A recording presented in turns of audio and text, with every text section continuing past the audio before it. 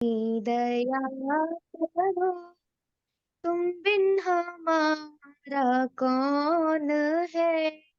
दुर्बलता दीनता हरो, तुम बिन हमारा कौन है। ईश्वर तुम ही दया करो, तुम बिन हमारा कौन है। दुर्बलता दीनता हरो, तुम बिन हमारा कौन है। माता तू ही, पिता तू ही, बंधु तू ही, सखा तू ही हमारा आसरा। तुम बिन हमारा कौन है।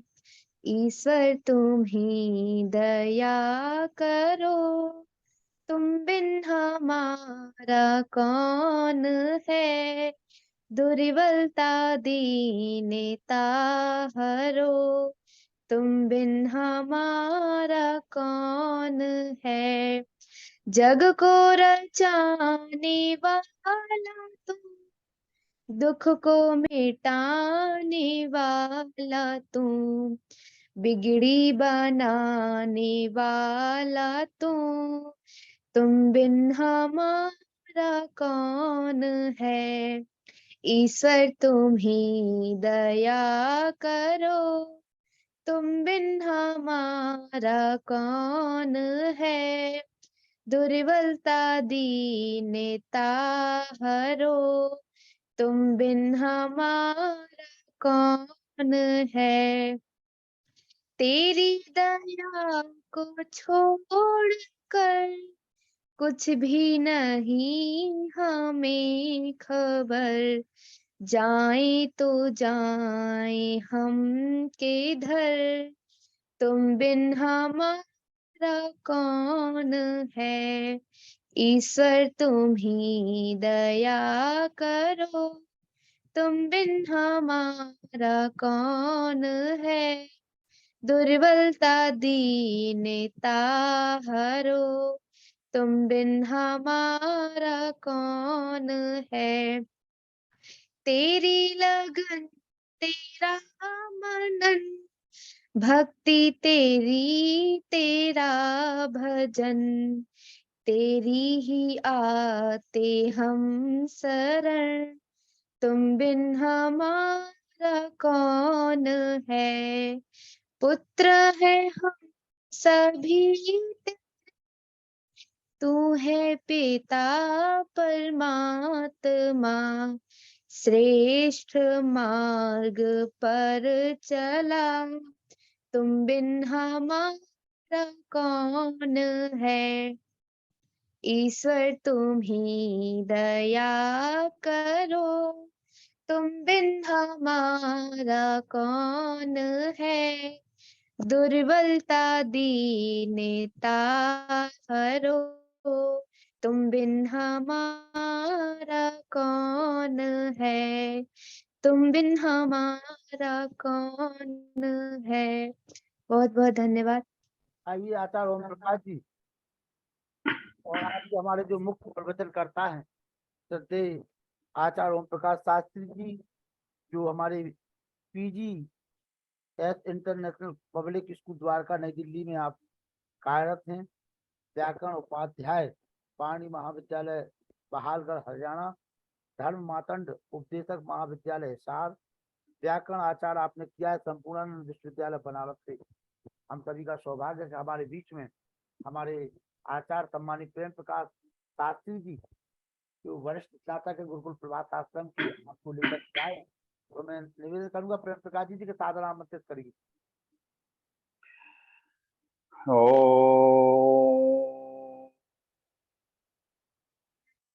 यतो यतः समीहसे ततो नो अभयं कुरु। शन्नः कुरु प्रजाभ्यो अभयं नः पशुभ्यः। ॐ शान्तिः शान्तिः शांति। भारत को समझो अभियान के राष्ट्रीय संरक्षक सम्माननीय डॉक्टर राकेश कुमार जी आर्य, आर्य समाज महरौनी ललितपुर के सम्माननीय प्रधान पुरुषोत्तम मुनि जी, मंत्री जी, इस कार्यक्रम के सशक्त सूत्रधार आदरणीय लखनलाल जी आर्य, अभी जिनका हम सुंदर भजन सुन रहे थे, आदरणीय बड़ी बहन दया जी और बिटिया अदिति बहुत सुंदर भजन प्रस्तुत कर रहे थे। आज हमारे लिए यह बहुत ही हर्ष का विषय है, गौरव का विषय है। एक युवा विद्वान आचार्य ओम प्रकाश जी शास्त्री, ये छत्तीसगढ़ के रहने वाले हैं, लेकिन इन्होंने गुरुकुल बहालगढ़ और अन्य कई जगह इन्होंने अपनी शिक्षा प्राप्त की गुरुकुल परंपरा में रह करके। और मैंने इनसे निवेदन किया, बहुत पहले से मैं निवेदन कर रहा था, लेकिन व्यस्ततावश ओम प्रकाश जी को समय नहीं मिल पा रहा था। आज हमारे मध्य हैं और 2 दिन का समय इन्होंने दिया है, आज 8 सितंबर और कल 9 सितंबर। इनका जो विषय है संस्कृत की वैज्ञानिकता व उपादेयता आज का विषय है, और कल का जो विषय रहेगा गीता में कर्मयोग।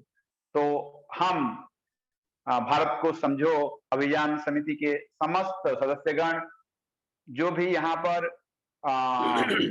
ऑनलाइन के माध्यम से जुड़े हुए हैं, समस्त सुधी श्रोतागणों का मैं अभिनंदन करता हूं, वंदन करता हूं।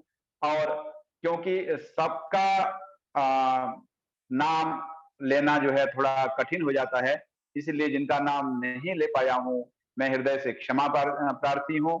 और जो वर्तमान हमारे मध्य आ चुके हैं आचार्य ओम प्रकाश जी, तो उनसे मैं निवेदन करता हूं, आज का जो हमारा विषय है संस्कृत की वैज्ञानिकता व उपादेयता, इस विषय पर वे अपना व्याख्यान देने का कष्ट करें।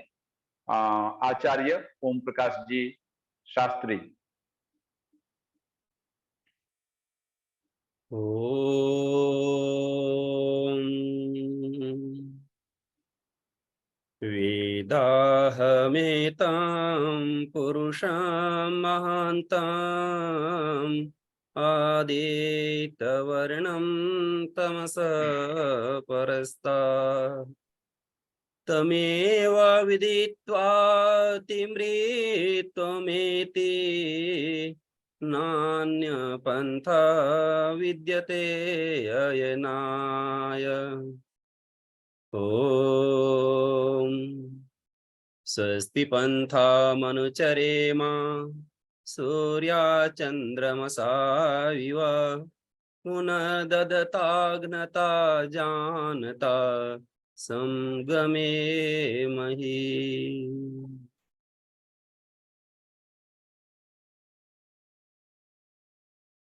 आदर की योग्य समस्त आर्य बंधुओं, सज्जनों, मातृशक्ति, प्यारे बच्चों,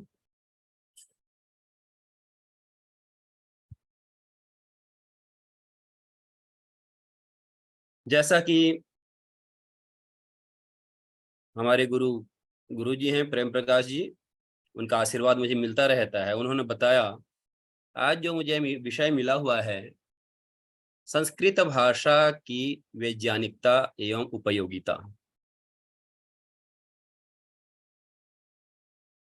सज्जनों, ये हमारे लिए गर्व की बात है। यह जो संस्कृत है यह एक समृद्धशाली भाषा है, देव भाषा है।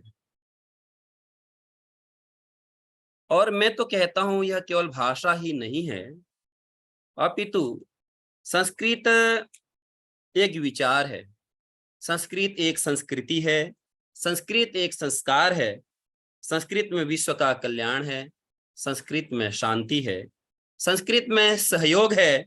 यह वसुधैव कुटुंबकम की भावना है। संस्कृत देव भाषा क्यों है, समृद्धशाली भाषा क्यों है? अब हमारे मन में अनायास आता है देवों की भाषा। तो ये देव कौन है? क्या देव ऊपर रहते हैं? क्या नीचे रहते हैं? नहीं, विद्वांसो ही देव। जो विद्वान लोग हैं उन्हीं को देव कहा गया है, जो आचार्य लोग हैं उन्हीं को देव कहा गया है। तो जो स्वाध्याय करते हैं, वेदों का अध्ययन करते हैं, निसंदेह उनके मुख में यह भाषा आ जाती है, इसलिए इसको देव भाषा कहा गया है। और समृद्धशाली भाषा इसलिए है कि यह शुद्ध स्वरूप होता हुआ एक विज्ञान से पूर्ण है, गरिमा से पूर्ण है और अरबों शब्दों से भरा हुआ है। सबसे ज्यादा शब्द संस्कृत भाषा के अंतर्गत हैं।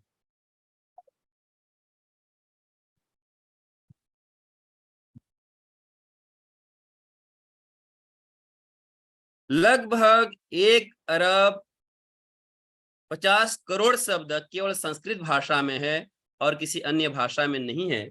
तो आज हम इस भाषा के विषय में थोड़ी चर्चा करेंगे, इसकी वैज्ञानिकता पर, और थोड़ी चर्चा करेंगे इसकी उपयोगिता पर। आज प्रायः हम सुनते हैं कि ये जो भाषा है कंप्यूटर के लिए सबसे श्रेष्ठ उत्तम भाषा है और वैज्ञानिकों ने स्वीकारा है। केवल सुनते ही सुनते हैं और इसको हमने जानने का प्रयास भी नहीं किया और हमें बहुत अच्छा लगता है। हमने सुन लिया और एक साइड में रख भी दिया, ना तो हमने पढ़ा ना पढ़ाया, केवल सुन लिया। हाँ, संस्कृत बहुत अच्छी भाषा है, ये कंप्यूटर के लिए उपयुक्त है, लेकिन कैसे, क्यों, इसको जानने का प्रयास नहीं किया। तो मैं थोड़ा सा आपको समझा करके बताना चाहूंगा, क्योंकि बिना समझाए आप समझ भी नहीं पाएंगे कि ये कंप्यूटर के लिए क्यों उपयुक्त भाषा है। क्योंकि कंप्यूटर के अंदर बहुत सारी चीजें ऐसी हैं, जैसे कि कृत्रिम बुद्धिमत्ता, जैसे कि कोड। तो ये जो सारी चीजें ये हमारे लिए उपयुक्त क्यों हैं, मैं इसको शेयरिंग मतलब लिख करके बताना चाहूंगा। यदि शेयरिंग शायद हो जाएगा सर लखन जी? हाँ, शेयरिंग हो जाएगा, बताइए। हाँ, तो मैं कर देता हूँ। फुलानी अभी अच्छा, मेरे से हो पाएगा यहाँ से? आप कर लेंगे, आप कर लेंगे ना, आप कर लेंगे। मैंने आपको पोस्ट बना दिया है, हो जाएगा, करिए। नहीं, शेयर आया नहीं। नहीं आया? हाँ, एक मिनट।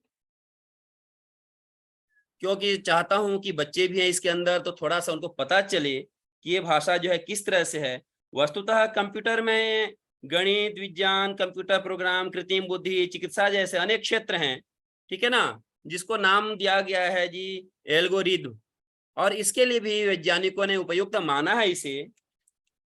वैज्ञानिक मानते हैं कि आधुनिक समय में संस्कृत व्याकरण सभी कंप्यूटर की समस्याओं को हल करने में सक्षम है। तो इसको मैं आपको एक अष्टाध्यायी है हमारे पास, और जिसको बताया, कंप्यूटर के जो विशेषज्ञ हैं उन्होंने बताया है कि ये जो कंप्यूटर प्रोग्रामिंग के जनक हैं महर्षि पाणिनि। ये हमारे लिए बड़े गर्व की बात है, जो कई 400 ईस्वी पूर्व जिस व्याकरण की पुस्तक को लिखी है अष्टाध्यायी, जिसके अंदर 4000 सूत्र हैं, और वह 4000 सूत्र ही नहीं है, बल्कि जो अभी मैंने बताया लगभग 1 अरब को वह समेटा हुआ है अपने अंदर। और वह जो व्याकरण की बुक है अष्टाध्यायी, वह 4000 सूत्र भी केवल 14 सूत्र के अंतर वे समाहित हैं। मतलब 14 सूत्र से पूरी अष्टाध्यायी बनी हुई है। यदि 14 सूत्र को निकाल दिया जाए, जिसको हम बोलते हैं प्रत्याहार सूत्र, तो हमारा जो संपूर्ण व्याकरण खत्म हो जाएगा। और विशेषता बता दूं मैं आपको, विशेषता क्या है इसकी? विशेषता यह है कि यदि महर्षि पाणिनि जी व्याकरण नहीं बनाते, हाँ, शेयरिंग का शायद ऑप्शन नहीं आ पाएगा, कोई बात नहीं, मैं ऐसे समझा देता हूं जितना हो पाएगा। तो यदि ये व्याकरण नहीं बताती है तो इस व्याकरण की जगह हमें कई हजार श्लोक याद करने पड़ते। कई हजार श्लोक याद करने के बाद भी हमें एक क्रम से संस्कृत व्याकरण का ज्ञान नहीं हो पाता। इस कारण से जो है ना, ये बहुत महत्व रखता है। कंप्यूटर का जो ऐड है, जो कोड है, उसके ये संस्कृत व्याकरण से किस तरह से लिया गया है, मैं आपको थोड़ा सा बताना चाहूंगा। जैसा कि आप जानते हैं, संस्कृत के अंदर 13 स्वर होते हैं। कितने स्वर होते हैं? 13 स्वर होते हैं। और जो 13 स्वर होते हैं उनमें और साथ में जो आपके जो व्यंजन वर्ण हैं, जो आप हिंदी में पढ़ते हो, क ख ग घ ग च छ ज झ ञ ट ठ ड ढ ण त थ द ध न प फ ब भ म, य व र ल ह, स श ष ह, य व र ल। तो ये जो सारे जो व्यंजन हैं, इसको जो है ना केवल एक छोटे छोटे सूत्र के अंदर बता दिया गया। कैसे बताया, मैं आपको बता देता हूं कि एक छोटा सा सूत्र है। अब सूत्र थोड़ा सा लिख के बताता ना तो आपको याद भी हो जाता, बड़ा मजा आ जाता है इसमें। कोई नहीं, तो जैसे कि एक सूत्र है अ ई उ, रील रिक, ए ओंग ऐ औच। इसके अंदर जितने भी स्वर हैं वो सारे आगे, एक क्रम से आगे, व्यवस्थित रूप से आगे। और ये जितने भी शब्द हैं अ ई उ 3 हो गए, री री 5 हो गए, ए ओ 7 हो गए, ऐ औ 9 हो गए। और हिंदी में हम पढ़ते हैं अ आ ई उ ऊ और री, तो इस तरह से 13 हो गए। तो यदि हम क्या पाणिनि मुनि ने बताया अच, क्या बताया? अच। अच कहने मात्र से सारे स्वर आ गए। जो बच्चे आपने याद किया है अ आ ई आदि, वो केवल अच शब्द में आ गया। अच में कैसे आया? हमने पहला शब्द लिया अ, और जो मैंने अभी सूत्र आपको गिनाया था अ ई उ री री ए ओंग है, ठीक है ना, है अच अण। तो ये जो अ ई उ री री ए ओंग ऐ औच औच, तो अ और च इसके बीच में जितने भी शब्द आते हैं वो आ जाते हैं अच में। कमाल की बुद्धि थी, कमाल की बुद्धि पाणिनि मुनि जी। तो उसी चीज को कंप्यूटर वालों ने लिया, अपने प्रोग्रामिंग के अंदर लिया, अपने जो मैथमेटिक्स है आपका जो को है ना सी प्लस जावा, उसके अंतर्गत ले लिया। तो इस तरह से जो है ना उन्होंने देखा यार कमाल की बात है, अच कहने से सारे स्वर आ गए। पाणिनि मुनि ने हल, हल बोलने से सारे व्यंजन आ जाते हैं।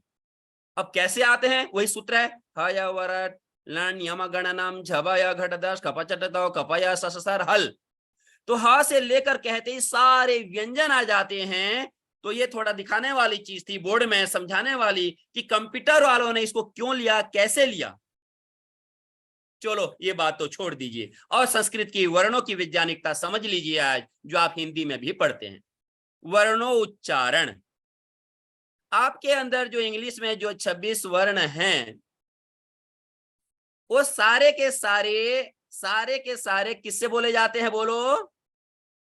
अच्छा, हमारे मुख के अंदर स्थान है, जिस तरह से आपका मकान है, मकान में अलग अलग जगह है ना, किसी का नाम बेडरूम है, किसी का नाम ड्रेसिंग रूम है, किसी का नाम किचन रूम है, किसी का नाम बाथरूम है। तो ऐसे ऐसे आपके कमरों के अंदर हमारा जो मकान है उसके अंदर अलग अलग नाम है। ठीक उसी तरह से हमारे मुखमंडल में भी नाम है। हम यदि शब्दों की दृष्टि से चलते हैं तो सबसे पहले एक नाम है कंठ, उसके बाद क्या नाम है? दंत्य, उसके बाद क्या है? तालु, ओष्ठ और मूर्धा। ये 4 नाम है जी, 5 नाम है, 5। तो जहां अंग्रेजी केवल और केवल ओंठ से बोला जाता है, अंग्रेजी के 26 के 26 वर्ण केवल ओंठ से बोले जाते हैं जी। ए ओंठ का प्रयोग होगा, ओंठ से बोले जाने का मतलब जिसका प्रयोग ज्यादा होता है उसी का नाम पड़ गया। A B C D E F G H, ये सारे वर्णों को बोलते चले जाइए, आपका जो उच्चारण स्थान होगा वो केवल होगा ओष्ठ। मतलब क्या हुआ कि अंग्रेजी को बोलते समय हमारे जीभ के या हमारे सारे मुखमंडल का जो यूज है, उसका जो व्यायाम है, उसका जो प्रयोग है वो नहीं हो पाता। ऐसे ही अरबी के जितने भी शब्द हैं सारे के सारे शब्द कंठ से बोले जाते हैं। लेकिन मेरे व्याकरण, मेरे ऋषियों की व्यवस्था को देखिए। कवर्ग अर्थात क ख ग घ ग ह, सूत्र क्या है अकुह, अर्थात अ आ क ख ग घ ग ह, इनका मुख्य स्थान क्या है कंठ, ये कंठ से बोले जाते हैं। इचु यशास तालब्याह ई ई चु च वर्ग च छ ज झ य यश यश, ये तालु से बोले जाते हैं। ऋतु लस्सा ऋतु तु तवर्ग तथ दधन लस, ये दंत्य से बोले जाते हैं। टठ डढ़ण, ट जीभ को ऊपर फेंकना पड़ता है, जीभ ऊपर चली जाती है, इसका नाम है मूर्धा, तो ये मूर्धा से बोले जाते हैं। आचार्य जी देखिए शेयर का बटन आ रहा है, 1 मिनट देखिए आप। जी जी, नहीं नहीं आ पाया, कोई बात नहीं जी, कोई बात नहीं। और तो इस तरह से जो है ना ये उच्चारण जो है ना हमारे, मतलब क्यों कहते हैं ये आज तो हम सुनते आ रहे हैं, बस सुन लिया और फेंक दिया एक साइड में। हम कहते हैं भाई संस्कृत बोलने वाला सभी भाषाओं को बड़ी शुद्धता से बोल सकता है, किसी भी लैंग्वेज को बोल सकता है, उसकी अब वाणी में तो शुद्धता आ आचार्य जाती है, पवित्रता आ जी जाती है। आखिर ऐसा क्यों कहते हैं? अब आया, 1 मिनट चेक कर लीजिए बस। अच्छा, मेरी आवाज कट के आ रही है क्या? नहीं नहीं, मेरे कहने से एक बार शेयर का बटन देख लीजिए, अब आया है। नहीं नहीं आ पाया, कोई बात नहीं। कोई बात नहीं, कोई बात नहीं। तो ये जो हम जो कहते हैं ना जी, वो हमने कभी समझने का प्रयास नहीं किया। मैं आज उसको आप बच्चों को बताना चाहता हूं, आप सबको बताना चाहता हूं, क्योंकि आज जो है हम संस्कृत को जो है ना सुनते हैं, बड़ा अच्छा लगता है भाई संस्कृत एक गौरवान्वित भाषा है, ये है वो है, दुनिया की सारी चीजें। लेकिन ये सारी चीजें क्यों हैं मैं उसको बताना चाहता हूं। इसके अलावा आप सब जानते हैं नासा के वैज्ञानिकों ने भी इसको सबसे ज्यादा उपयुक्त माना है। नासा के वैज्ञानिक रिक ब्रिंक्स ने संस्कृत भाषा को कृत्रिम बुद्धि के लिए सबसे उपयुक्त भाषा क्यों माना है? और क्योंकि ये जो संस्कृत है भाषा लिखने और बोलने में दुनिया की सबसे शुद्ध और सटीक भाषा है। और इसका मैं कारण आपको बता देना चाहूंगा। और सबसे बड़ी बात कि नासा के जो वैज्ञानिक हैं उन्होंने अंतरिक्ष ट्रेवलर्स को सूचना भेजी, अंतरिक्ष ट्रेवलर्स को सूचना भेजी, तो उन्होंने अनेक भाषाओं में भेजी, अंग्रेजी के अंदर भेजा, अन्य भाषाओं में भेजा। लेकिन कहा यह जाता है कि ये सारी सूचनाएं वहां जाकर के बदल जाती थी, उसका अर्थ नहीं आ पाता था, अर्थ नहीं निकल पाता था। आपने सुना है ना कि नासा के वैज्ञानिक कहते हैं कि सबसे अच्छी भाषा है, क्यों समझ लीजिए थोड़ा सा। तो वहां जाकर के ये जो भाषा है, जो बाकी जितनी भी भाषाएं हैं, उसका अर्थ नहीं आ पाता था। तब उन्होंने अंत में जो है ना संस्कृत भाषा में मैसेज भेजी। तो जो संस्कृत भाषा है वो बड़ा सटीक साबित हुआ, बड़ा उपयोगी साबित हुआ। इसका कारण क्या है? देखो आप समझ लीजिए, यदि आप कहते हैं मैं जाता हूं, तो यहां पर मैं जाता हूं, तो यदि उन्होंने इसको भेजा अंतरिक्ष ट्रेवलर्स के लिए, तो वहां पर जाकर के शब्द बदल गया, जाता हूं मैं। जब ऐसे शब्द उलट पुलट हो गए तो उसका कोई अर्थ नहीं निकल पाया। जब उन्होंने लिखा कि आई गो, तो गो पहले हो गया, आई बाद में आ गया, या तो इस तरह से बहुत बड़े बड़े वाक्य, थोड़े सेंटेंस थे, मैं तो उदाहरण बता रहा हूं आपको, तो भी उसका अर्थ नहीं निकल पाया। लेकिन जब संस्कृत में भेजा कि अहम गच्छामि, तो संस्कृत के अंदर क्या विशेषता है? आप गच्छामि को पहले लिख दीजिए, अहम को बाद में लिख लीजिए। गच्छामि अहम, अहम गच्छामि, लिखामि अहम, लिखामि अहम, अहम लिखामि। अरे भाई यहाँ तक तो अहमी मत लिखो, आप केवल गच्छामी बोलो। तो गच्छामी बोलने से क्या, इसका मतलब क्या है जानते हैं ना? गच्छामी जाता हूं, पठामी पढ़ता हूं, लिखामी लिखता हूं, हसामी हंसता हूं। तो यहाँ पर आई का भी जरूरत नहीं है, यहाँ पर जो है ना मैं की भी जरूरत नहीं है, यहाँ पर अहम की भी जरूरत नहीं है, केवल एक शब्द से भी अर्थ निकल जाता है। और यदि मान लो हमने कई भी शब्द 50 शब्द भी लिखे, 50 शब्द भी उलट पुलट हो जाते हैं, तो संस्कृत जो है ना वह अपना अर्थ निकाल लेता है। मान लो पठामी अहम संस्कृतम पठामी, और कितना रोचकता कितनी आ जाती है, देखो पठाम्यहम पठाम्यहम, लिखाम्यहम लेखम, खादाम्यहम भोजनम। तो बड़ी मधुरता के साथ, बड़ी व्याकरण नियम के साथ यह भाषा वहां पर सटीक लगा उनको, और उनको लगा भाई यह तो विज्ञान के लिए उपयोगी भाषा है। तब उन्होंने जो है हम सबको बताया कि संस्कृत की महत्ता क्या है। सज्जनों, इस तरह से संस्कृत की वैज्ञानिकता को यदि आप जानेंगे, बहुत ज्यादा समय लग जाएगा। मैं संक्षिप्त में केवल बताता चला जा रहा हूं। हमारा जो समाज है भारतीय है, भारतीय का सूत्र है, सूत्राधार वेद हैं, वो सब संस्कृत में है। वेद, दर्शन, उपनिषद, ब्राह्मण ग्रंथ सभी के सभी संस्कृत में ही हैं। हमारा जो साहित्य है बड़ा ही समृद्धशाली रहा है। और जो आर्य समाज है, मैं तो समझता हूँ संस्कृत ही आर्य समाज है, क्योंकि जो आर्य समाज है उसका जो मुख्य उद्देश्य है वेदों की ओर लौटो। और वेद किस भाषा में है? संस्कृत में है ना जी। और वेद के अंदर क्या चीज है आप जानते हैं? वेद के अंदर सारी चीजें, विख्यात चारों वेद मानो चार सुख के सार हैं, चारों दिशाओं के हमारे वे जय ध्वज चार हैं, है ज्ञान गरिमा गार हैं, विज्ञान के भंडार हैं, वे पूर्ण पारावार हैं, आचार के आधार हैं। क्या नहीं है वेदों के अंदर? वेदों के अंदर क्या नहीं, हमारे अंदर सारी चीजें हैं। तो इसलिए जो है हमारे जो दर्शन शास्त्र में देखो, दर्शन के अंदर जो है गौतम जी हैं, गौतम ऋषि ने हमारे न्याय व्यवस्था को दिया। शंकराचार्य, बृहस्पति आदि ने पूरे विश्व भर में विस्तृत दार्शनिक व्यवस्था को प्रतिपादित किया। और ये सारे ग्रंथ संस्कृत भाषा की वैज्ञानिकता तथा तार्किकता का द्योतक हैं, क्योंकि किसी भी विषय को कम से कम शब्दों में सूत्र रूप में कहना उस भाषा की वैज्ञानिकता को दर्शाता है। इतना ही नहीं, जो आज बच्चे आप स्कूलों के अंदर सीबीएसई कोर्स के अंदर जो फिजिक्स आदि, मैथ्स आदि, गणित आदि में जो पढ़ते हैं, वो सब के वो भी उसके अंदर भी वैज्ञानिकता है।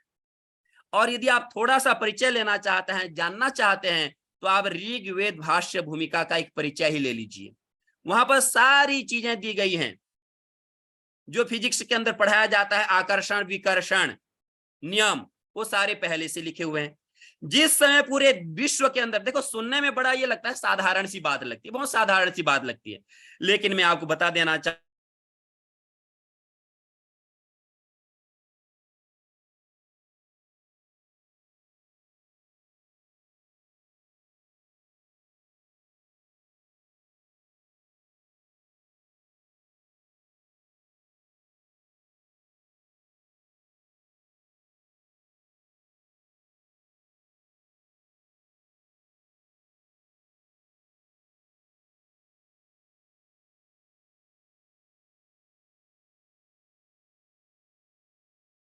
पूर्वेण, तो इसका मतलब क्या हुआ जी? एकाधिकम पूर्वेण का मतलब जैसे आप वर्ग करते हैं, ठीक है ना, वर्ग करते हैं 25 का आपने वर्ग किया, ठीक है, मैं हिंदी में बोल देता हूं 25 गुणा 25। तो ये जो मैं नियम बता रहा हूं, क्या बता रहा हूं, इसके अंदर जो लास्ट में 5 है उसको 5 से जो है ना वर्ग निकाल दीजिए तो 25 बनेगा। 5 5 जा 25। समझते रहना, थोड़ा सा समझने का प्रयास करना, समझ जाओगे। तो अब इधर जो 2 है, 2 को एक अधिक कर दो, तो जब 2 में 1 जोड़ दोगे तो कितना बनेगा? 3 बनेगा। जब 2 में 1 जोड़ दोगे तो 3 बनेगा। अब जो 3 है उसको 2 से गुणा कर दीजिए, तो 2 3 जा 6, यहाँ 6 है, उधर 25 लिखा हुआ है, तो 25 का वर्ग कितना निकला? 625। कितना कितना जल्दी निकाल लोगे आप, फटाफट तुरंत निकाल लोगे। अब 45 का निकाल लो, 45 का बताइए जल्दी से, तो सेम वही नियम निकलेगा। जो 5 लास्ट में है 25 निकाल लीजिए, और 5 जो 4 है उसको 5 कर लीजिए, और 5 से 4 को जो है ना गुणा कर दीजिए, तो कितना हो गया? 5 × 20 और उधर 25, 2025 वर्ग निकल गया। इस तरह से बड़े शब्दों को जो आप, यदि आपके पास कैलकुलेटर नहीं है तो आपको निकालने में लगभग 15 मिनट लग जाएगा, 10 मिनट लग जाएगा, कम से कम 5 मिनट तो लग ही जाएगा। मान लो मैं दे देता हूं आपको वर्ग करने के लिए, क्या दे देता हूं वर्ग करने के लिए कि 995 का वर्ग निकालो 995 से। बड़ा कठिन हो जाएगा। अब देखो कितना टाइम लगेगा आपको, लेकिन वैदिक गणित के माध्यम से कितना जल्दी कर लोगे आप। मैंने क्या बताया कि जो 995 का गुणा कर दो, 995 से गुणा करो या वर्ग निकाल लो, तो आपको कितना ज्यादा टाइम लगेगा? 995। लेकिन आप वैदिक गणित के अनुसार कीजिएगा तो आपको कितना जल्दी लगेगा। देखो 5 का तो 5 और ये जो 99 है ये इसमें एक जोड़ दीजिए तो क्या बनेगा? 100। अब 100 को 99 से जो है गुणा कर दीजिए तो कितना बच जाएगा? क्या हो जाएगा? 99,000, 99,100। तो टोटल कितना बन गया?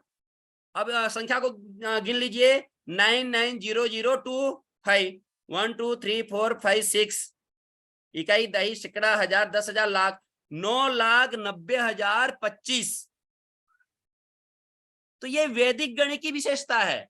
तो कहने का मतलब यह है, मेरे संस्कृत के अंदर एक, इसलिए महर्षि दयानंद सरस्वती ने लिखा है कि एक तृण से लेकर के विज्ञान तक यदि आप जानना चाहते हैं तो वेदों को पढ़िए। वेदों में सारी चीजें हैं, आचार व्यवहार, रहना सहना, आत्मिक, बौद्धिक, सामाजिक, पारिवारिक, सब चीज की व्यवस्था जो है हमारे वेदों के अंदर है। और जो वेद हैं संस्कृति में है। हाँ, ये जरूर है कि आजकल अनेक भाषाओं में ट्रांसलेट कर दिया गया है, लेकिन मूल तो वेद ही है ना, संस्कृत में ही है ना। तो इस तरह से जो है आप उसकी वैज्ञानिकता को हजारों तरह से जान सकते हैं। मैं थोड़ा सा संक्षिप्त में बता पा रहा हूं क्योंकि समय को मैं जानता हूं। और अभी उपयोगिता के बारे में बताऊंगा। जी आर्य जी, कितने समय तक है? मैं थोड़ा सा पूछ नहीं पाया था आपको। 50 मिनट बोलना है आपको जी। कितने? 50 मिनट। हाँ 50, मतलब कि 9 बजने से 10 मिनट पहले। ठीक है, कोई नहीं। अब हम संस्कृत की उपयोगिता को जानने का प्रयास करेंगे, ठीक है ना जी। तो संस्कृत की जो उपयोगिता है आज भी है, आज भी हर तरह से है। कैसे? इसी के अंदर आध्यात्म की भावना है, आस्तिकता की भावना है, धर्म परायणता है, यज्ञ परायणता है, पुनर्जन्म पर विश्वास है, तप त्याग की भावना है, चारित्रिक भावना है। कह सकते हैं जो भारतीय संस्कृति है वो संस्कृत पर आधारित है। यदि हमारी संस्कृति बची हुई है तो उसका कारण संस्कृत है, और बची हुई है या नहीं इस पर थोड़ा चिंतन करेंगे। लेकिन हम बड़ा गर्व महसूस करते हैं भारतीय संस्कृति पर। तो भारतीय संस्कृति जीवन की विधि है, संस्कारों से पोषित बहुमूल्य निधि है, विश्व की पहली और महान संस्कृति है, विविधता में एकता की अनुरक्त स्वीकृति है, अनुरक्त स्वीकृति है। और इसके अलावा क्या है और कैसे? मैंने बोला अभी कि हमारी जो संस्कृति है वह हमारे संस्कृत साहित्यों से आई है, और जो भारतीय संस्कृति है दुनिया की सभी संस्कृतियों में श्रेष्ठ है। लेकिन क्या आज हम अपने जीवन में किसी भी संस्कृति को अपनाए हुए हैं? उदाहरण के रूप में मैं कहूंगा नहीं, क्योंकि हमारी जितनी संस्कृति थी उसमें विकृति आ गई है। ये बड़े दुर्भाग्य की बात है। और विकृति किस रूप में आई है, कैसे आई है, मैं केवल एक उदाहरण के रूप में बताना चाहूंगा। अभी हमने रक्षाबंधन का पर्व मनाया। रक्षाबंधन में आज के अनुसार रानी कर्णावती ने राखी भेजी हुमायूं को। लेकिन प्रश्न ये आया, कर्णावती ने पूछा किसी ने कि आपको ये कैसे, आपको ये क्यों, मतलब कि राखी मतलब एक धागे से आपने रक्षा के लिए कैसे अनुमान लगाया? तो कर्णावती ने कहा कि हमारे घर में पंडित जी आते थे और जब यज्ञ करते थे वो जो है मोली पहनाते थे। और मैंने पूछा था उनसे, पंडित जी से, कि पंडित जी इसका मतलब क्या है? तो उन्होंने कहा था, बेटा यह रक्षा सूत्र है। देखो कहां से कहां बात हमारी संस्कृति कैसे जुड़ी हुई है और कितनी विकृति आ गई है। विकृति मतलब विकार। तो उन्होंने कहा था कि ये जो है, फिर उसके बाद मैंने पूछा अपने आचार्यों से, ये मोली का विधान क्या है? पंडितों से पूछा। कहा कि भाई देखो, यज्ञ जो है ना, हम यज्ञ कर्म करते हैं तो बिना यज्ञ पवित्र के हम नहीं कर सकते, क्योंकि यज्ञोपवीत, यज्ञ का वस्त्र, उपवीत वस्त्र। तो जब हम बिना यज्ञ पवित्र के हवन नहीं कर सकते और हमें जो है ना यजमान को, यजमान के अंदर, यजमान में जो है के पास यज्ञ पवित्र भी नहीं है और आज के समय में उसके अंदर यज्ञ पवित्र पहनने की योग्यता भी नहीं है, तो हम क्या करें? हमने सोचा यज्ञ पवित्र का देना तो उसका अपमान होगा, हम उसकी जगह एक मोली को पहना देते हैं। वो रंग बिरंगे मोली है, उसको देख करके जो है जनता खुश हो जाएगी और ठीक है ना जी, जनता भी, मतलब जो यजमान है वो भी बड़ा खुश हो जाएगा और उसको जो है बड़ा पहन के रखेगा। चलो ये भी हो गया। तो ये जो आप समझ गए होंगे, मोली किसका रूप है जी? यज्ञोपवीत का। अब समझते रहिए, रक्षाबंधन जो राखी सूत्र है वो मोली का, और जो मोली है वो यज्ञोपवीत का। तो जो यज्ञोपवीत है, क्या वह भी पूर्ण रूप से संस्कृति है हमारी? मेरे आचार्य विजयपाल विद्यावारिधि ने कहा था, कभी जब श्रावणी पर्व में वो प्रवचन दे रहे थे, तब एक गृह सूत्र के अंतर्गत आया हुआ है। नहीं भाई नहीं, पहले 3 प्रकार के वस्त्र हुआ करते थे, 3 प्रकार के वस्त्र हुआ करते थे। और जिस समय यज्ञ के लिए यजमान बैठा करता था तो अपने रेशमी वस्त्र को लाता था और बाएं कंधे से दाएं कंधे के नीचे से इसको इस तरह से जो है बांध लेता था, चद्दर को ओढ़ लेता था। एक चद्दर होता था, वस्त्र होता था। यज्ञ कर्म के पश्चात उस वस्त्र को पुनः उसको रख दिया जाता था। जब राजा आदमी होते थे, जो नेता वर्ग के लोग होते थे, वे जो है ना एक वस्त्र पहनते थे जो गले में जो है डाल लेते थे। उसकी परंपरा आज भी देखने को मिलती है। और जो किसान वर्ग हैं, जो मेहनती वर्ग होते थे, वो एक वस्त्र को कमर से बांध लेते थे। तो इस तरह से गृह सूत्र के अंतर्गत ये बातें आई हुई हैं कि ये 3 वस्त्र हुआ करते थे, लेकिन मेरी ऋषि मुनियों की कृपा रही है, इन तीनों वस्त्रों को उन्होंने संशोधित करके इसको यज्ञ पवित्र में परिवर्तित कर दिया। ये हमारे यज्ञ पवित्र का रूप है। और श्रावणी पर्व जो आज हम रक्षाबंधन, उसी दिन रक्षाबंधन हम मनाते हैं। आप सब आर्यों को पता होगा कि श्रावणी पर्व के दिन यज्ञ पवित्र परिवर्तन होता था और श्रावणी पर्व के दिन आचार्य अपने गुरुकुल के अंदर अपने शिष्यों का उपनयन संस्कार करते थे। तो ये सारी चीजें हैं, लेकिन मैंने एक उदाहरण बताया है कि हमारी संस्कृति में विकृति कैसी आ गई है। तो ये भी हमारा शुद्ध रूप नहीं है। आज हम घरों में दीपक जलाते हैं। क्या जलाते हैं जी? दीपक जलाते हैं, दिया जलाते हैं। लेकिन जलाते हैं, कोई भी शुभ काम होता है, लगभग जो है गांव में या कई माताएं तो हर रोज जो है दीपक जला करके कम से कम पूजा कर लेती हैं। कई जगह पर जो है तुलसी का, ये हमारी संस्कृति के अंतर्गत आता है। कई जगह हमारे गाँव में जो है ना एक तुलसी का पौधा होता है, ठीक है जी, वहां पर जो है तुलसी के पौधे पर दिया जलाते हैं। तो ये जो दीपक है, ये किस चीज की विकृति है? क्या पहले दीपक जला दिया करते थे? ये यज्ञ की विकृति है। पहले हर घर में यज्ञ होता था, यज्ञ छूटा, लेकिन उसका स्थान बोलो जी दीपक ने ले लिया, दिया ने ले लिया। सज्जनों, इस तरह से जो है हमारी जो संस्कृति है उसमें विकृति आती चली गई है और आज जो हमारे व्यवहार में भी विकृति आ गई है। ऐसे हम कहते हैं सर्वे भवन्तु सुखिनः सर्वे सन्तु निरामया, लेकिन वास्तव में क्या ये चीजें देखने को मिलती है समाज के अंदर? नहीं, तो पहले की अपेक्षा आज जो है जनता को ज्यादा सिखाने की जरूरत है, ज्यादा समझाने की जरूरत है। हम कहते जरूर हैं सर्वे भवन्तु सुखिनः, हम कहते जरूर हैं वसुधैव कुटुंबकम, लेकिन आज समाज में क्या देखने को मिलता है? तड़प रहा सड़क पर लगा हुआ गुहार है, कोई मदद को देखो नहीं तैयार है। चौराहे पर मानवता मुंह बाएं खड़ी है, सामने सड़क पर देखो लाश एक पड़ी है।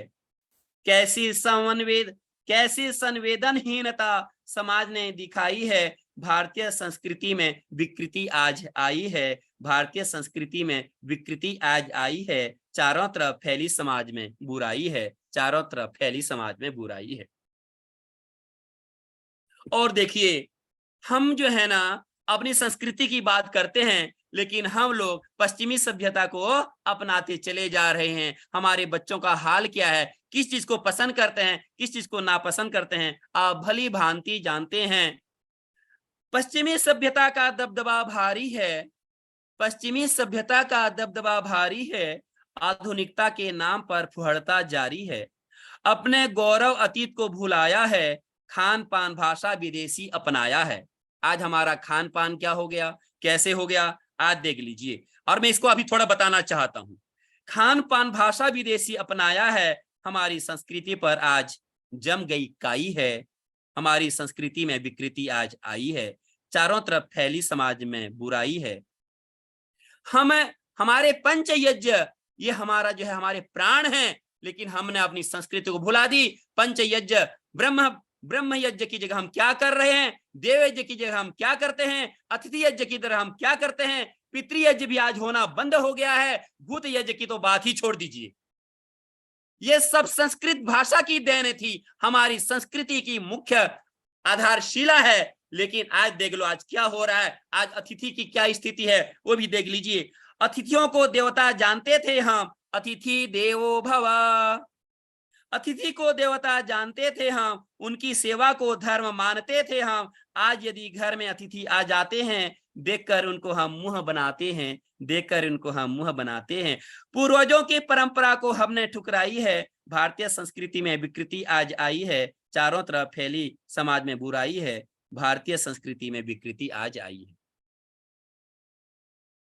तो मैं अभी बता रहा था खान पान के विषय में, सबसे ज्यादा विकृति यहाँ पर भी आई है। हर जगह विकृति मिलेगी आपको, हमारे वेशभूषा में, पहनावा में, आचार में, विचार में, खान पान में, रहन सहन में, मैं क्या क्या विकृति बताऊं। लेकिन हमने संस्कृत को कारण क्या है, क्योंकि हमने संस्कृत को छोड़ दी। आज भी संस्कृत भाषा पढ़ोगे तो आपके, हाँ, संस्कृत भाषा के विषय में तो बहुत बहुत अच्छी अच्छी बातें कही गई है, वैज्ञानिकों ने कही है, मैंने ये बात नहीं कहा। एक शोध किया, शोध के अंदर पाया गया है कि संस्कृत पढ़ने से हमारा जो याददाश्त है वो भी तेज होता है, बढ़ता है, मानसिक प्रभाव पड़ता है इसका। तो मैं अभी बता रहा था आपको खान पान के विषय में कि हमारे जो आयुर्वेद के अंदर जो ऋषि मुनियों ने जो है कहां तक क्या बताया, मैं ज्यादा तो नहीं बताऊंगा, केवल मूल शब्दों को बता देता हूं कि हम कोई भी जब अन्न खाते हैं ना तो 7 चीजें बनती हैं, रस, रक्त, मांस, मेद, अस्थि, मज्जा, शुक्र। और इसका ज्ञान हमारे पास नहीं है, इस कारण से जो मन में आया वो हमने खा लिया, जो चाहा वो हमने पी लिया। ये जो रस है ये क्या काम करता है हमारे शरीर के अंदर? तीनों दोषों, 7 धातुएं, 5 तत्व, शरीर, इंद्रियां और मन, 3 धातुएं हैं जी, वात कफ पित्त, 3 दोष हैं, 7 धातुएं हैं, 5 तत्व है, शरीर है, इंद्रियां हैं और मन है। मन के ये सारे जो कार्य हैं, ये इसका जो करने वाला है रस है, रस। यदि हम अन्न खाए और रस नहीं बना तो आगे हम कुछ कर नहीं सकते। रक्त क्या है? रक्त की मदद से बाकी सभी अंगों में पोषक मिलता है, ताकत मिलती है, शक्ति मिलती है। तो रस जो है आगे बढ़ता है और रस से फिर रक्त बनता है, और रस जो है हमारे शरीर को ताकत देता है, और उस रक्त से आगे बढ़ता है तो उसी से मांस बनता है। तो मांस धातु जो है शरीर के लिए हमारा मुख्य है। और मांस क्या चीज है? जिस तरह से एक मकान बनाया जाता है पहले ईंट सीमेंट से, और उसके ऊपर फिर छबाई कर दी जाती है, लेपन कर दिया जाता है। उसी तरह से ये जो मांस है हमारे शरीर में लेपन का कार्य करता है और उसके साथ साथ मांसपेशियों का निर्माण करता है। मेद धातु, मेद एक धातु का नाम है जो हमारे शरीर में मौजूद है, जिसको हम फैट भी कह सकते हैं, वसा भी कहते हैं। वसा शरीर में चिकनाहट और गर्मी लाता है। यदि हमारे शरीर में गर्मी ना हो तो भी हमारा जो है अस्तित्व खत्म हो जाएगा, हमारा पाचन शक्ति खत्म हो जाएगी, बहुत सारी क्रियाएं खत्म हो जाएंगी। अस्थि हड्डी, हमारे शरीर के ढांचा हड्डियों से ही निर्मित होता है।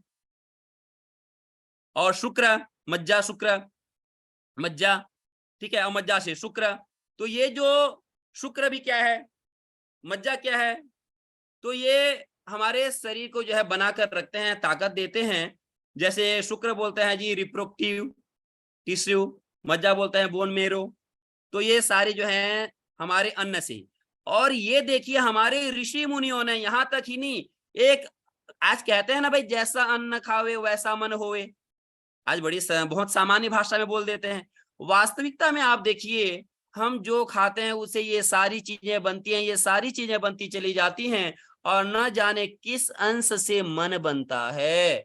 इसलिए कहा गया भाई, जैसा खावे अन्न वैसा होवे मन, और जैसा हमारा मन रहेगा वैसे हमारे कार्य रहेंगे, वैसे हमारे संस्कार बनेंगे। तो इस तरह से हमारी वृत्ति खत्म होती चली जाएगी। और संस्कृति के अंदर जो शब्द हैं वो तो बहुत ही प्रगाढ़ता अर्थ को रखते हैं। सामान्यतः एक शब्द बता करके मैं अपनी बातों को विराम देना पड़ेगा, विषय बहुत बड़ा था। जैसा हृदय बोलते हैं, हृदय, हृ का अर्थ क्या होता है, हरण करना। तो जो हमारे शरीर में पहले एक भाग कोई ऐसा है जी जो हरण करता है, ले लेता है। हृ और द का मतलब क्या होता है, देना, और लेता है और दे देता है, लेता है और दे देता है। किस चीज को, खून को। हृदय किसको कहते हैं, सुन लो ध्यान से अब, हृदय, हमने बोल दिया हृदय, अरे हृ पहले वो जो है खून को लेता है, फिर उसके बाद द दे देता है। और य का मतलब क्या होता है, संचार करना, संचरण करना, विचरण करना। और वह जो खून है पूरे शरीर में नस नस में विचरण करता है, उसको कराने वाला कौन है, हृदय। उसको कराने वाला भी हृदय है। तो इसी तरह से आप किसी भी शब्द को ले लीजिए, आप स्वच्छंद को ले लीजिए, आप स्वतंत्र को ले लीजिए। इस तरह से हमारी जो विशाल संस्कृति में हमारी जो संस्कृत भाषा है वह पूरी तरह से आधारित है। और इतना ही नहीं, हमने केवल ये सोचते हैं व्यक्ति यार ये संस्कृत पढ़ने वाला ही पंडित ही होगा, नहीं भाई, वो बड़े वैज्ञानिक हुए हैं, बड़े ज्ञाता हुए हैं, बड़े डॉक्टर हुए हैं, महान से महान व्यक्ति हुए हैं। और हमने सठे साठ्यम समाचरित को भी जाना है, ठीक है ना, कहा है ना, सहनशीलता क्षमा दया को तभी पूजता जग है, बल का धर्म चमकता उसके पीछे जब जगमग है। जहां नहीं सामर्थ्य शोध की क्षमा वहां निष्फल है, गरल घुट पी जाने का मिस है वाणी का छल है, वाणी का छल है। और अंत में एक शब्द बोलकर के अपनी वाणी को विराम दूंगा। हमारे संस्कृति में बताया गया है, न दाक्षिण्यम न सौशील्यम न कीर्ति न सेवा न दया किम जीवनम ते। आज के समय में मैं संस्कृत के माध्यम से बताना चाहूंगा, आज हमारी जीवन की स्थिति क्या है, न दान है, न सुशीलता है, न सेवा है, न दया है। तो तुम्हारा जीवन क्या है, तुम्हारा जीवन क्या है। सजीवती गुणो यस्य धर्मो यस्य सजीवती गुण धर्म भिन्नो यो जीवनम तस्य निष्फलम। गुण धर्म है जिसमें जीवन उसका सफल है, न हो ये गुण जिसमें जीवन उसका विफल है। और इसके अलावा एक और प्रगाढ़ता में जिसको बोल नहीं पाया, क्योंकि यहाँ पर बच्चे भी दिख रहे हैं कुछ, भाई संस्कृत पढ़ने से आपको बहुत लाभ होता है। क्योंकि आजकल जो है ना अनेक विद्यालयों के अंदर बहुत सारी भाषाएं पढ़ाई जाती हैं, कहीं जर्मन, कहीं फ्रेंच आदि, लेकिन संस्कृत जो है बहुत कम छात्र लेना चाहते हैं, क्योंकि उनको इसकी उपयोगिता की जानकारी नहीं होती है।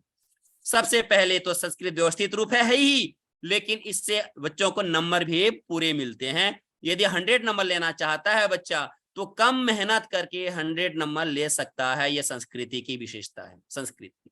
और इसी बात को ध्यान में रखते हुए नरेंद्र मोदी जी ने भी 12वीं तक जो है ना त्रिभाषा सूत्र को रख दिया है। जिसके अंदर चाहे तो हिंदी पढ़ो या संस्कृत पढ़ो, ये दोनों भाषा में एक तो पढ़नी ही पड़ेगी। लेकिन ये पक्का है, जो 11वीं 12वीं में बच्चे हिंदी नहीं पढ़ते थे, आज वो संस्कृत पढ़ने की रुचि रखेंगे, क्योंकि यदि योग्य अध्यापक उसको मिल गया और उसमें 9th 10th 10वीं कर ली है संस्कृत से, तो उसको फिर मजा आना शुरू होगा, उसको पता चल जाएगा इसकी उपयोगिता, और वह 11th 12th में भी संस्कृत लेकर के वो संपूर्ण वास्तविकता को जानेगा। और जब 2 साल और पढ़ लेगा ना, इतने में वह उपनिषद भी पढ़ेगा, दर्शन भी पढ़ेगा और वेदों की ओर भी अवश्य आएगा। मैं इस आशा और उम्मीद के साथ यही कहूंगा कि जयतु संस्कृतम जयतु भारतम, संस्कृत की जय हो तो भारत की जय अवश्य होगी। तो मेरे साथ एक बार बोलेंगे, जयतु संस्कृतम जयतु भारतम। आप सबने ध्यान से सुना, आपका बहुत बहुत धन्यवाद। ओम शांति शांति। बहुत बहुत आभार श्रद्धेय आचार्य ओम प्रकाश जी। बेनुदा शर्मा जी, बेनुदा शर्मा जी माइक खोलिए।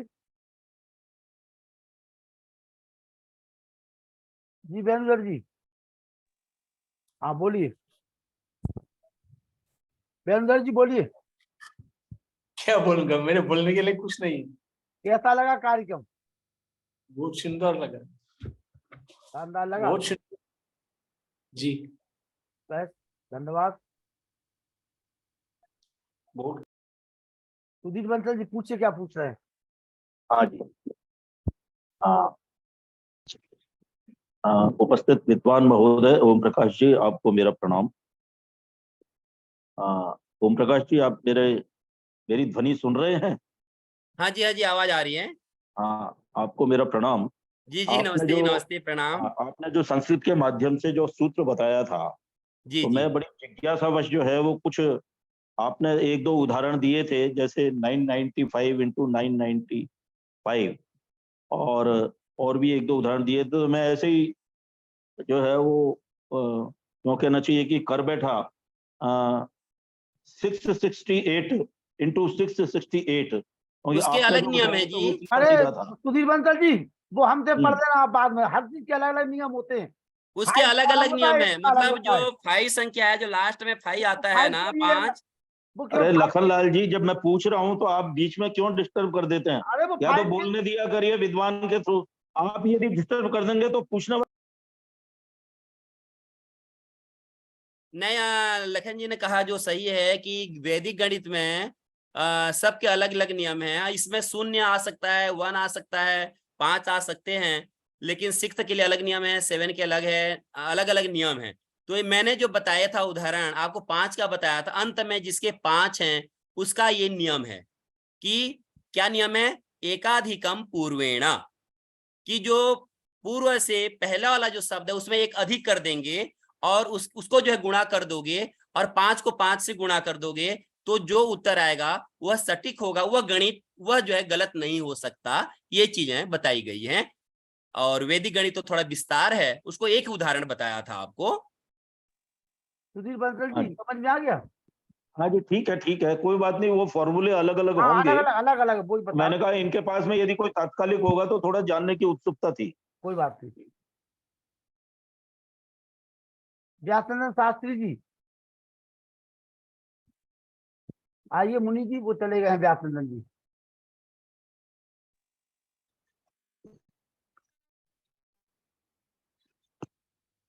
ओम नारी आपकी। ओम वेदाहमितं पुरुषं महान्तं आदित्य वर्णं तं सह परस्तात् तमेव विदित्वा अतिमृत्युमेति नान्य पंथा विद्यते अयनाय, ना पंथा विद्यते अयनाय।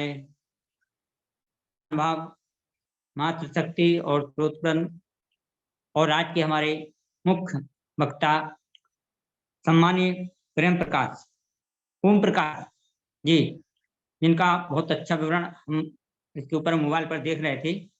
कितनी उपाधियां आपने ली हुई हैं, डिग्रियां ली हुई हैं, लखनलाल जी ने बताया था। तो आपको सत्सा नमन। और आज का आपका विषय अनूठा रहा है। हमारे सम्मानीय डॉक्टर राकेश कुमार जी अनछुए पहलुओं को लेकर के अनूठे अनूठे यथार्थ के सूत्र रख देते हैं। और आज आपने जो इतने लंबे समय से यहाँ पर जी हमारा वेबिनार चल रहा है, उसमें जो आज का आपका विषय रहा है, वास्तव में उन स्टूडेंटों के लिए, उन ब्रह्मचारियों के लिए बहुत हित कर रहा था। आपका वो कार्ड नहीं उसमें दिखा पाए, तो आपको सम्मान के साथ में मैं नमस्ते करता हूँ।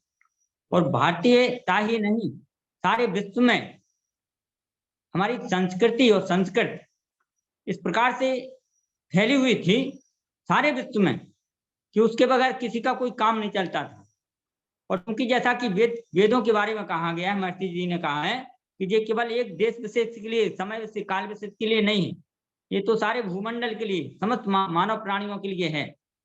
और उसमें वेद को जो मंत्र बोला था हमारे सम्मानीय आज के वक्ता ने, तो मैं कहता हूँ प्रवचनकर्ता ने, वेदाहमितम, उसमें कहा गया है कि वेद ही हमारी संस्कृति को, हमारे संस्कृत को आगे बढ़ाने में सक्षम रहा है। और वेद के माध्यम से हम उस अपने परम लक्ष्य को, जिसके द्वारा हमें पता लगता है कि हम मनुष्य जीवन में कैसे आए, क्यों आए, तो हमारा विषय जो रहता है। और संस्कृत के वाक्यों को तो मैंने एक दिन और देखा हुआ था, बहुत अच्छी किसी ने संग्रह किया हुआ है, तो उसको क्योंकि मैंने अभी चर्चा करूंगा।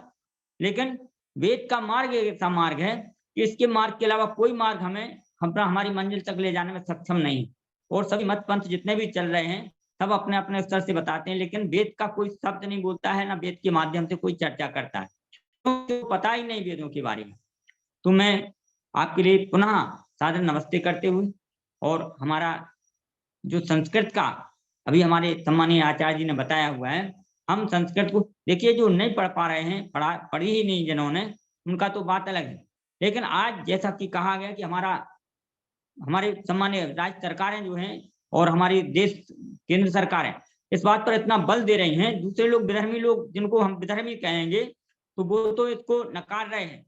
हमारी भारतीय संस्कृति को, सनातन संस्कृति को एकदम से इतना, मतलब कितनी उथापथल मची हुई है हमारे इसके ऊपर। लेकिन अगर वेद का मार्ग हम छोड़ देंगे तो हमारा मानवता का, हमारी संस्कृति का ह्रास हो जाएगा और हम किसी भी प्रकार के सक्षमता की ओर नहीं जा पाएंगे। तो मैं कहता हूं कि जैसा महर्षि जी ने कहा था कि लौटो वेदों की ओर, वास्तव में हमें वेदों की तरफ लौटना पड़ेगा, संस्कृत की तरफ लौटना पड़ेगा, तभी हमारी मानवता, हमारी संस्कृति का विकास हो पाएगा और हम अपने जीवन को सफल बना पाएंगे। ओम। बहुत बहुत आभार। ये संस्कृत स्टूडेंट जुड़े हुए हैं। अच्छा आचार्य जी, वो बिटिया जुड़ी थी जो त्यागी थी, वो आपकी सुपुत्री है क्या? आचार्य ओम प्रकाश जी। जी जी। वो त्यागी बिटिया जी जुड़ी थी जो, क्या मैं सुना, आवाज थोड़ी कम आ रही है। आपकी पुत्री थी क्या वो छोटी वाली गुड़िया जुड़ी थी जो? ये मेरी पुत्री थी क्या वो आपकी पुत्री, सुपुत्री? मेरी पुत्री, बेटी? हाँ हाँ, जुड़ी थी ना आज? नहीं आई तो नहीं, लेकिन है, हाँ मेरे पास बैठी थी। अच्छा अच्छा अच्छा। सुनना चाहेंगे अनवी? हाँ, बुलाइए बुलाइए।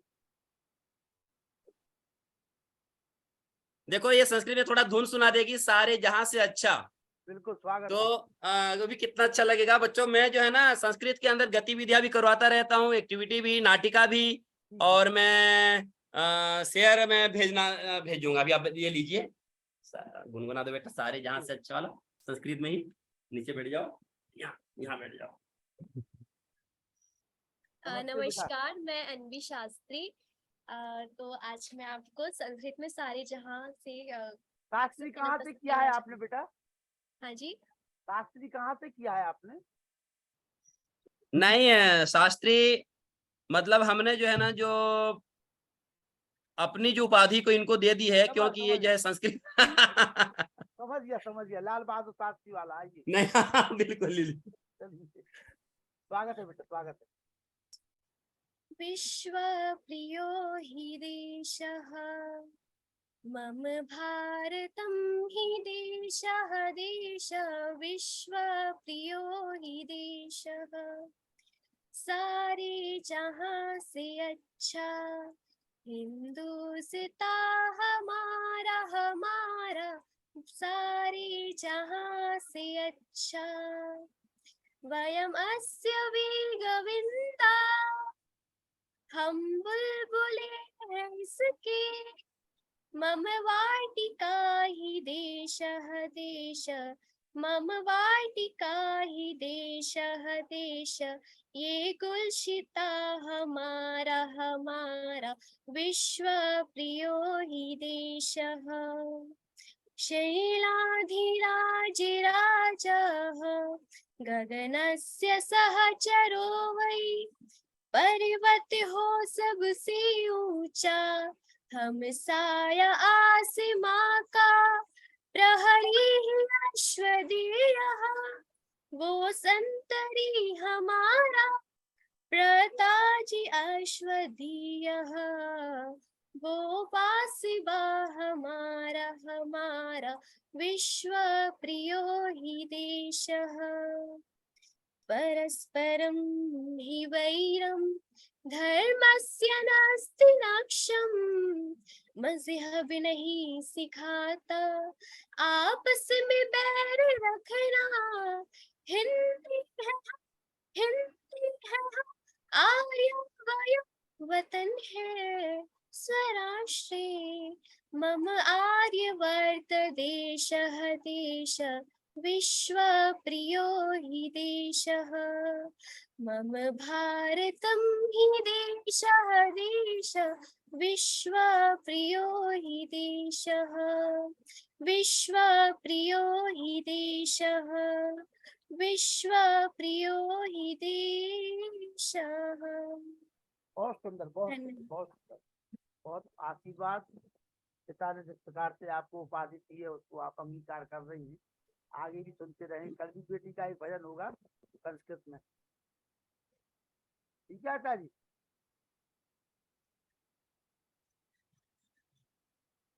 मनुदेव शास्त्री जी, मनुदेव शास्त्री जी उड़ीसा गुरुकुल आम सेना से जुड़े हैं क्या मनुदेव जी? मनुदेव जी गुरुकुल आम सेना,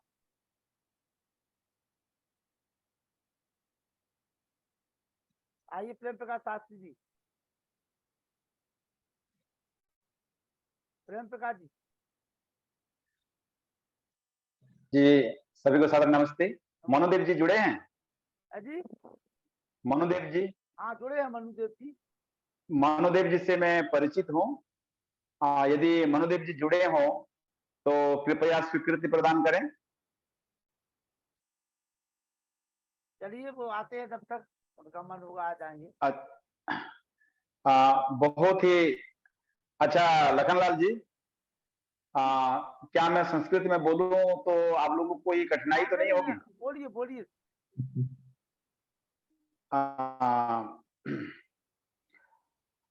सर्वेभ्यो नमो नमः।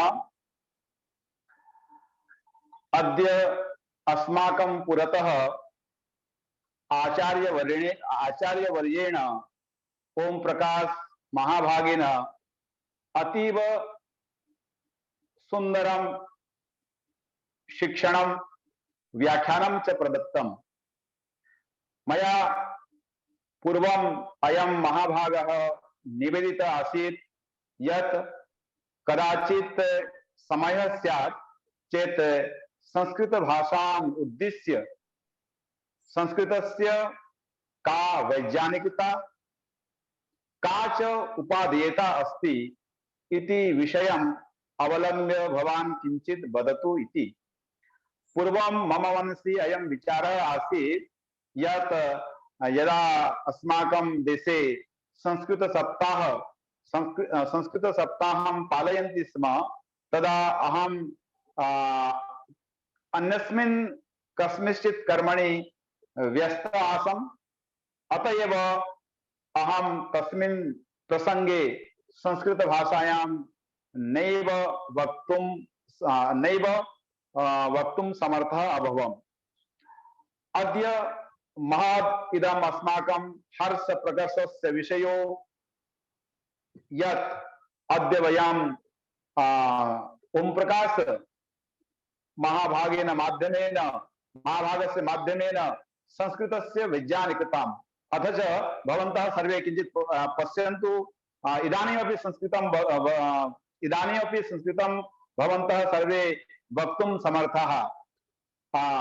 भवान् वदतु, ओम प्रकाश जी हाँ लखनलाल जी, भवान वदतु, आप बोले।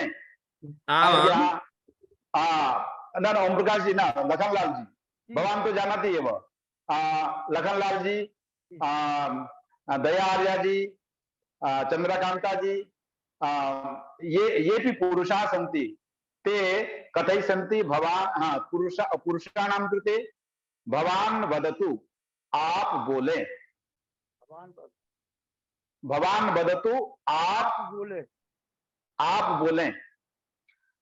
भवती वदतु, महिलानां कृते, आप जो महिलाएं हैं वे बोलेंगी भवती वदतु, हम बोलेंगे महिलाओं को भवती वदतु, और महिलाएं पुरुषों को बोलेंगे भवान वदतु। तो ये एक ही वाक्य जो है मैं आप लोगों से एकमेव वाक्यम भवतां कृते कथयिष्यामि। तो लखनलाल जी, प्रथमे भवान वदतु, तत्र चंद्रकांता महाभागा अस्ति, तत्र तत्र भगिनी सुमनलता वर्तते, तर्हि भवान् एकमेव वाक्यं वदतु, भवती वदतु, कथयतु, भवती वदतु।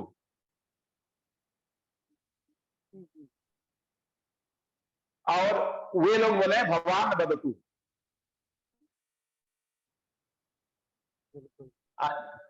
महाभारता बुद्धो आगच्छति न वा, यद कथयामि अहं बुद्धो आगच्छति, जो मैं बोल रहा हूं आपकी समझ में आ रहा है? आ रहा।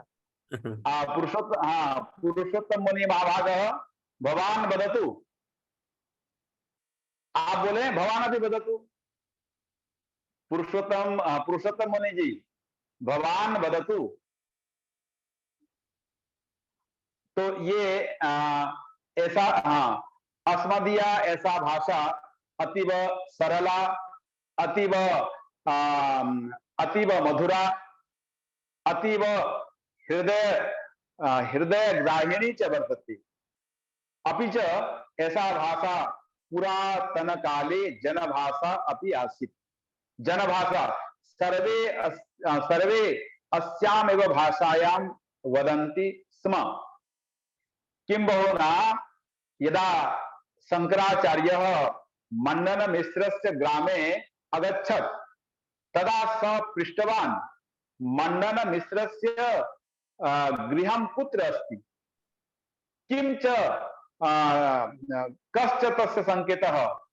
तर्हि तत्र काचित् परिचारिका सा उक्तवती, जगद्ध्रुवं स्यात् किरांगना यत्र गिरो गिरन्ति, द्वारस्थ नीडान्तः सन्निरुद्धो जानीहि तन्मण्डन मिश्रवोकः। यस्य गृहस्य समीपे सुकः सारिका च जगत् ध्रुवं स्यात्, एतत् जगत् ध्रुवम् अस्ति उत वा एतत् जगत् अध्रुवम् अस्ति। इमं वार्तालापं यस्मिन् गृहे कुर्वन्तः तत्र पक्षिणः दृश्यन्ते, निश्चित रूपेण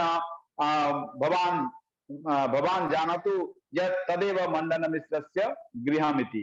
तर्हि पुरा काले ऐसा जनभाषा आसीत्। अधुना अपि वयम् एतां भाषां जनभाषा रूपेण व्यवहार रूपेण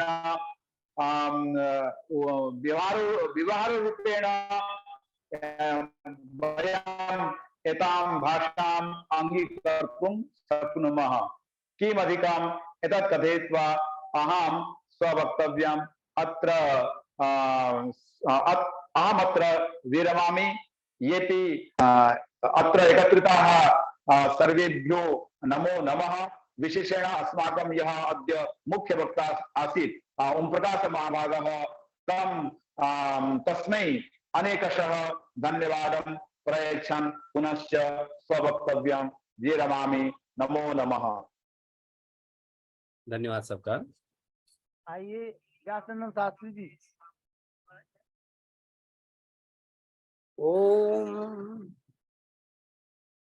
ओम भद्रं कर्णेभिः शृणुयाम देवा, भद्रं पश्येमाक्षभिर्यजत्राः, स्थिरैरङ्गैस्तुष्टुवाग्ंसस्तनुभिर्व्यसेमहि देवहितं यदायुः। ओम शांति शांति शांति। हिंदी में बोलूं या संस्कृत में ही बोलूं? हिंदी में बोलिए, क्योंकि सब समझ नहीं हाँ, पाएंगे। बहुत अच्छा। देखिए, अभी हमारे माननीय आचार्य ओम प्रकाश शास्त्री जी ने संस्कृत की उपादेयता और उसकी वैज्ञानिकता पर बड़ा ही सुंदर विचार प्रस्तुत किया है। सचमुच संस्कृत वाणी देववाणी है, इसलिए इसे कहते हैं देवानांग वाणी देववाणी। देववाणी व संस्कृत भाषा, वस्तुतः देववाणी ही संस्कृत भाषा है। और यह मनुष्य संस्कृतम वदति, जो मनुष्य संस्कृत बोलता है, स न तो सामान्य पुरुष अपितु विशेष पुरुष विद्यते, वह विशेष पुरुष है। स देवता विद्यते, वह देवता है। इसलिए सज्जनों से आग्रह है कि हमारी जो चारों वेदों की बातें हम करते हैं, 60 शास्त्रों की बातें करते हैं, उपनिषदों की चर्चा करते हैं, रामायण की चर्चा करते हैं, महाभारत की चर्चा करते हैं। अस्माकं सर्वाणि धर्म कर्माणि संस्कृत भाषायां निहितानि सन्ति। जो कुछ भी हमारे धार्मिक ग्रंथ हैं, कृत्य हैं, कृतियां हैं, सब संस्कृत में ही हैं। और इसकी वैज्ञानिकता का सबसे बड़ा अगर आप देखें तो संस्कृत के अंदर जो भाषा, इसकी भाषा की बनावट है, भाषोत्पत्ति का सिद्धांत को अगर आप देखेंगे तो आप कर्ता कर्म क्रिया को उलट के भी कर देंगे तो भी उसकी सिद्धि हो जाए, सिद्ध ही होगा, गलत नहीं हो सकता है। और ये विशेष विज्ञान का पक्ष हम लेना चाहेंगे संस्कृत की वैज्ञानिकता पर, कि कर्ता कर्म क्रिया को कहीं पलट दो, उसमें अंतर कुछ भी नहीं होने वाला संस्कृत का। जैसे मैं बोलता हूं मैं घर जाता हूं, यदि हिंदी में बोले घर हूं जाता मैं, तो गलत हो जाए। हूं जाता घर में गलत होगा, जाता हूं घर में गलत होगा, हूं जाता घर में गलत हो जाएगा। लेकिन आप उसी तरह से अंग्रेजी को भी देख लीजिए। आई गो होम को होम आई गो करेंगे तो गलत होगा, होम आई गो गलत होगा, आई होम गो गलत होगा। अर्थात वहां पर कर्ता कर्म क्रिया वहां पर नहीं होकर के कर्ता क्रिया कर्म, जिसको कहते हैं एस सब्जेक्ट ओ ऑब्जेक्ट, उसके पहले भी वर्ब ओ ऑब्जेक्ट, एस प्लस भी प्लस ओ, ये संकेत है अंग्रेजी बोलने के लिए वाक्य विन्यास का। हिंदी में कर्ता कर्म क्रिया है, उसमें इधर उधर करेंगे तो अर्थ परिवर्तन भी होता है और गलत भी होता है, भाषा की दृष्टि से भी गलत होता है। लेकिन संस्कृत के अंदर एक विशेष खूबी है कि अहम गृहम गच्छामि यदि बोला जाता है तो अहम गृहम गच्छामि, गच्छामि अहम गृहम, गृहम गच्छामि अहम, गच्छामि अहम गृहम, गृहम गच्छामि अहम। कहीं भी आप इधर उधर पलट दीजिए कर्ता कर्म क्रिया को, वो बिल्कुल सही व्याकरण की दृष्टि से होती है। ये बहुत बड़ी वैज्ञानिकता है। और अंग्रेजी में आप देखेंगे शब्दों को तो बीयूटी बुट, बीयूटी बट बोलते हैं, पीयूटी पुट बोलते हैं, तो दोनों में जबकि एक रूपता है लेकिन उच्चारण की दृष्टि से अलग अलग हो जाता है।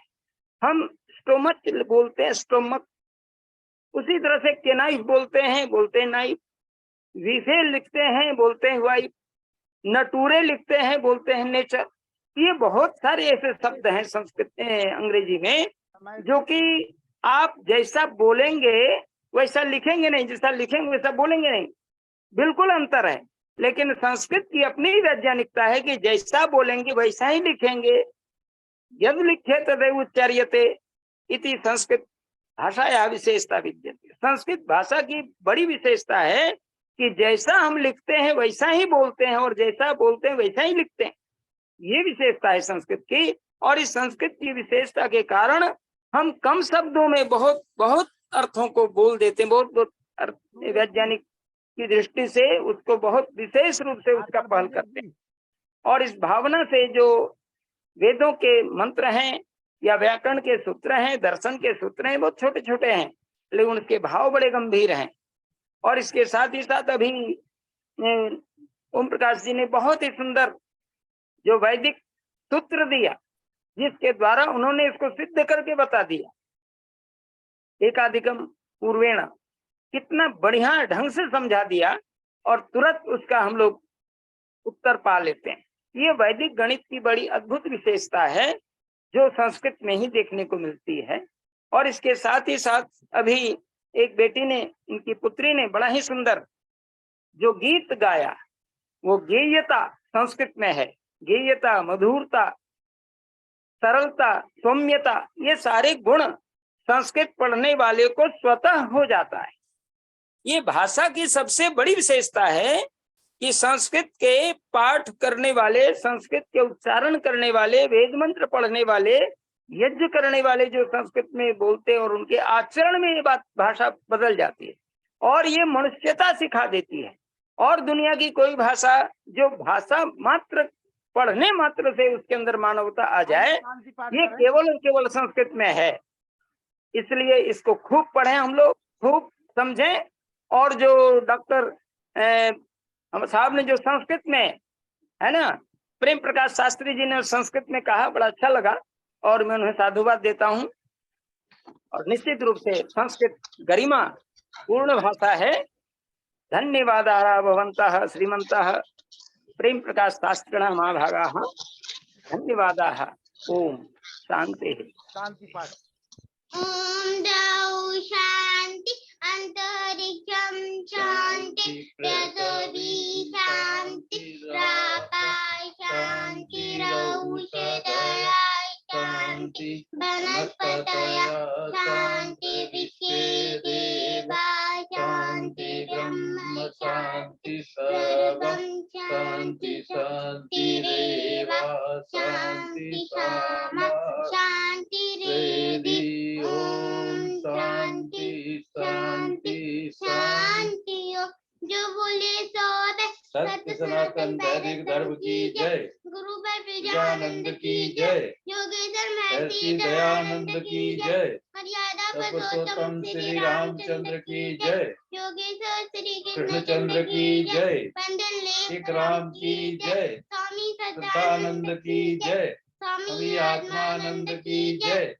महात्मा हंसराज की जय। भारत माता की जय। गौ माता की रक्षा हो, पालन हो, आर्य समाज अमर रहे, वेद की ज्योति जलती रहे, ओम का झंडा ऊंचा रहे, हरियों के महाकुंभ और भारत को समझो अभियान की जय।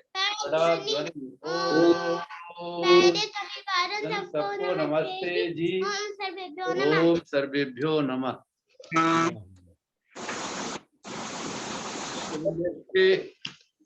नमस्ते जी सबको। नमस्ते जी, शिवरात्रि। सबको नमस्ते, शुभ रात्रि।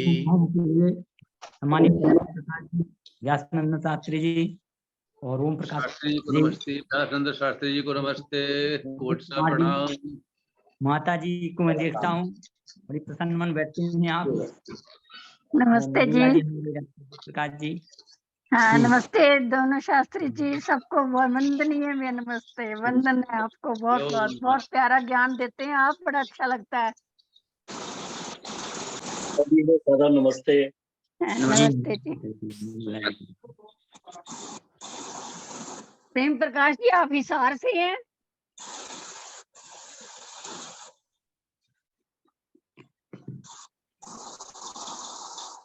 शास्त्री जी, प्रेम प्रकाश जी आप हिसार से हैं? चलिए कल अब मुलाकात होगी। नमस्ते अच्छा जी। आचार्य ओम प्रकाश जी पुनः होंगे।